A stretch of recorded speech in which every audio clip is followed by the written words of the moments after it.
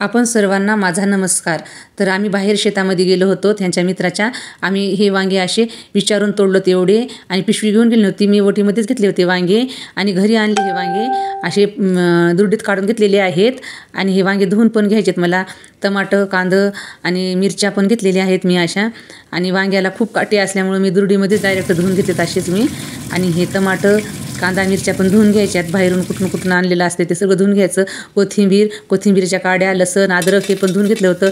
आणि हे शेंगदाणे पण असे चुरगळून खरपूस भाजून घेतलेले आहेत मी। आता हे लागणार आपल्याला तीळ, ह्याला अर्धी वाटी घेतलेलं आहे, हे पण भाजून घ्यायचं आहे। आणि हे तीळ उडू नये म्हणून थोडंसं प्लेट टाकून गरम तव्यावर ठेवली होती मी, बंद करून टाकला होता गॅस। आणि अर्धा चमचा हे हळद घेतलेली आहे मी। आणि 1 चमचा हे जिरा पावडर आहे, बारीक चांगलं कुटून घेतलेले मी। हे जिरा पावडर 1 चमचा आणि धनिया पावडर 1 चमचा हे असं घेतलेलं आहे वाटीमध्ये मी। आणि लागणार ह्याला मीठ। आता हे मीठ लागणार 1.5 चमचा आहे, 1.5 चमचा मीठ टाकून घ्यायचं ह्याच्यामध्ये। आणि अद्रक हे चिरून घ्यायचं चांगलं, तीळ भाजून घेतलेले आहेत आणि हे अद्रक पण टाकले मी मिक्सरमध्ये। आता ह्याच्यामध्ये लसणाच्या कळ्या 7-8 हे टाकून घ्यायच्या।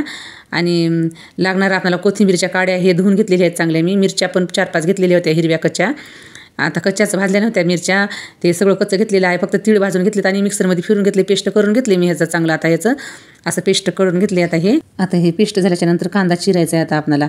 तर कांदा लागणारे आपल्याला हे लागणारे 3 कांदे घेतलेत मी, तर असे बारीक बारीक चिरून घेतले ते कांदे। आणि टमाटर पण चिरून घ्यायचे, कोथिंबीर चिरून घ्यायची, बारीक सगळं चिरून घ्यायचे। का तर काळं मसाल्याचं वांगा आहे ना, ह्याच्यामध्ये मी कच्चा मसाला टाकणार आहे हे थोडा।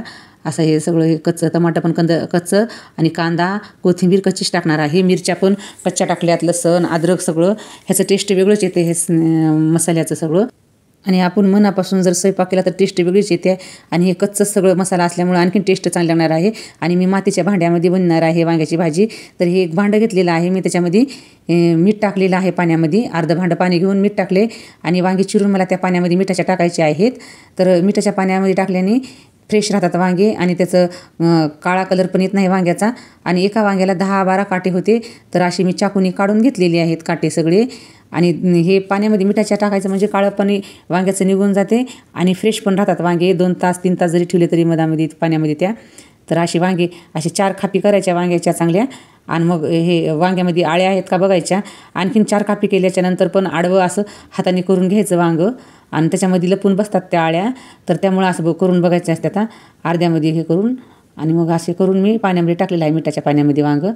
तर आणखीन एक वांगं चिरते आणि हे सगळं टोपल्यातले वांगे चिरून घेणार आहे मी। तर असेच काटे काढून आणि असेच सगळे बघून आळ्या आहेत का म्हणून पद्धतशीर सगळे फ्रेश एकदम वांगे चांगले आहेत, हे असे चिरून घेतलेले आहेत मी वांगे। आता हे चिरून असे सगळे हे अशा आळ्या लपून बसतात म्हणून असं हे सगळं करून बघायचं आपण। आणि हे सगळे पाण्यातून काढून घेतलेले आहेत मी। मग आता हे असं काळं पाणी पण निघलेलं आहे सगळं वांग्यातलं असे।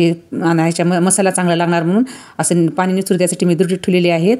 आणि हे कांदा आणि कोथिंबीर, टमाटा आहे ना, ह्या हाताने असं चुरगळून घेतले। आणि हे पेस्ट तिळाचं, लसण, अद्रक आणि कोथिंबीरच्या काड्या टाकल्या होत्या, ते पेस्ट काळा मसाला घरचा मी वाटलेला आहे 1 चमचाभर। आता हे घरगुती मसाला टाकल्याच्या नंतर हे काळा मसाला आहे चटणीसहित हे टाकून घ्यायचं 1.5 चमचा। आता आणखीन लागणार आपल्याला तीळ तर अगोदरच पेस्टमध्ये टाकलेले आहेत। आणि हे मीठ, धनिया पावडर, जिरा पावडर आणि हळद हे 4 एकाच ठिकाणी टाकले होते मी वाटीमध्ये, ते पण टाकून घेतले। तर आणि हे वाटीमध्ये मेन काढून घेतलेलं असं पद्धतशीर आपल्याला पटपट घेता येते सगळं। आणि हे खोबऱ्याचा कूट वाटीभर, शेंगदाण्याचा कूट वाटीभर घेतला होता मी बरोबर। तर हे जास्तीचाच मसाला करेल मी, का तर माझा एक मुलगा वांगं खात नाही, त्याच्यामुळं ह्या मसाल्याचीच भाजी वेगळी करून देणार आहे मी त्याला। तर हे कच्चं तेल टाकून घ्यायले, सगळे कच्चे मसाले आहेत त्याच्यामध्ये, काही भाजून आहेत। तर ह्याचं टेस्ट खूप छान येते आणि मेन म्हणजे हे वांगं पण ताजं आहे। आता हे माझ्या मुलाच्या आवडीसाठी मी केलेलं आहे वांगं। लहान्या मुलाला खूप वांग्याची भाजी आवडते, मोठा मुलगा खात नाही।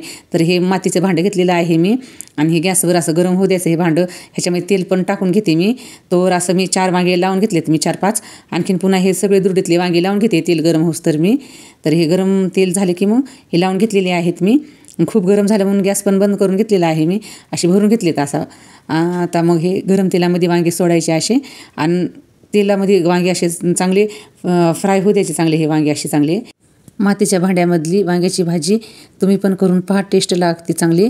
आणि मग ह्याला आपण चमच लावायचा नाही, काही नाही, फडकं एक घेतलेलं आहे मी असं आणि ह्याला असं खालीवरी करून घेतलेलं आहे। आणि मग ह्याच्यामध्ये थोडं लागणारं अर्ध वाटी पाणी टाकलं होतं सगळं हे मसाल्याचं। तर हे असं टाकून घेतले मी आणि मग आणखीन फडक्याने असं थोडं हलवून घेतलेलं आहे आणि 10 मिनटामध्ये आपली चांगली भाजी होऊन जाते आता ही वांग्याची.